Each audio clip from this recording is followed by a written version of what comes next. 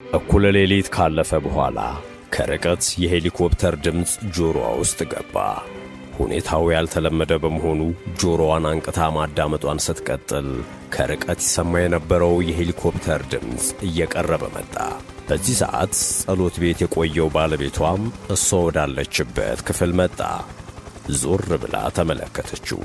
ፊቱ ላይ ምንም አይነት የመረበሽ ስሜት አይነበብበትም። በዕለቱ መብራት ባለመኖሩ በደንብ ለማየት ባትችልም በመስኮት በኩል በሚገባው የሌሊት ብርሃን ግን የሰዎችን እንቅስቃሴ ተመለከተች።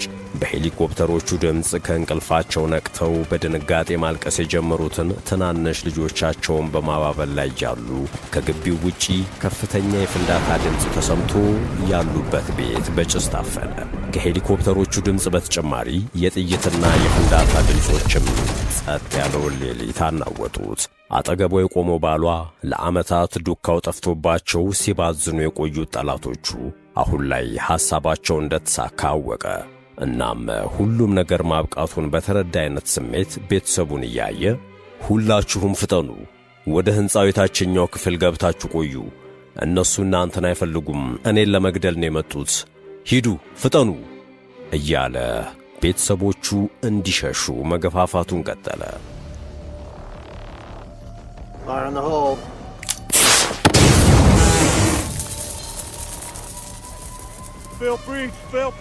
ይህ ከአንድ የየመን ከተማ ተነስቶ በአፍጋን ሸለቆ የተጠናቀቀው የወጣቷ የመናዊት አማል አብዱል ፈታህና በዓለም እጅግ ተፈላጊው ሰው ተብሎ በዋናነት የተመዘገበው ኦሳማ ቢን ላደን ታሪክ ነው።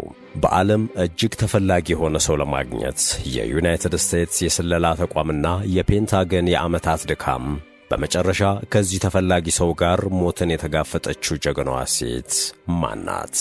ለመሆኑ የኦሳማ ቢን ላደን የመጨረሻ ደቂቃዎች ምን ይመስሉ ነበር?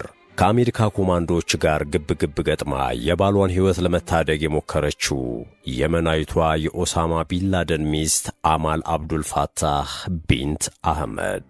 Amal al-Sada, who married bin Laden in 2000. Amal al-Sada is Yemeni and is bin Laden's youngest wife.